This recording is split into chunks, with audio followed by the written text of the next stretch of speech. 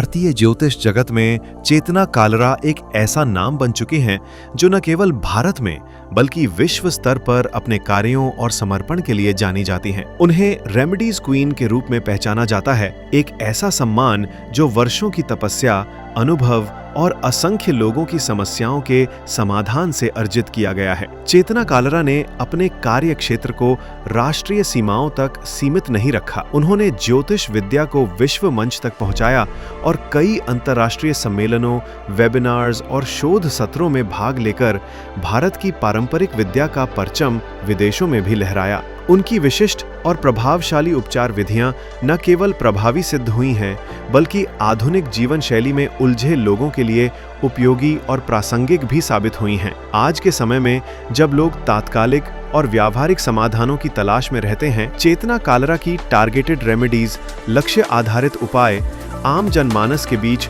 अत्यंत लोकप्रिय हो चुकी हैं। वे सरल, वैज्ञानिक दृष्टिकोण से विश्लेषित और अनुभवजन्य उपाय सुझाती हैं जो आम जीवन की समस्याओं में सटीक राहत प्रदान करते हैं। चाहे करियर में रुकावट हो, वैवाहिक जीवन की समस्या हो, स्वास्थ्य संबंधी चिंता हो या मानसिक तनाव, चेतना जी की रेमेडीज ने असंख्य लोगों के जीवन को सकारात्मक दिशा दी है।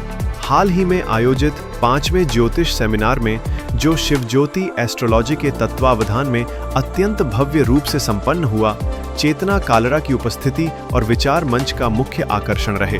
उन्होंने अपने संबोधन में ज्योतिष विद्या की सामाजिक उपयोगिता, नैतिक जिम्मेदारी और आध्यात्मिक दृष्टिकोण पर विशेष बल दिया। उनके वक्तव्य ने उपस्थित विद्वानों, छात्रों और विशेषज्ञों को नई दिशा और दृष्टि प्रदान की। बहुत अहम रोल निभाता है। देखिए 2025 के बारे में बोला गया था, मंगल का साल है, बहुत कुछ होगा। जैसे कि आप देख रहे हैं, साल शुरू होते ही कितनी घटना घट रही है, हम सबके सामने है। एरोप्लेन क्रैश हो रहा है, किसी में आग लग रही है, क्या हो रहा है, तो ये ज्योतिष की गणना पर ही हो रहा है ना सब कुछ। तो ज्योतिष बहुत बड़ा महत्व रखती है। छोटी छोटी रेमेडीज देखिए, स्विचवर्ड, मैं बेसिकली ज़्यादातर स्विचवर्ड पे काम करती हूँ क्योंकि इतनी भागदौड़ भरी जिंदगी, आधुनिक दौर में लोगों के पास समय नहीं है उपाय करने का।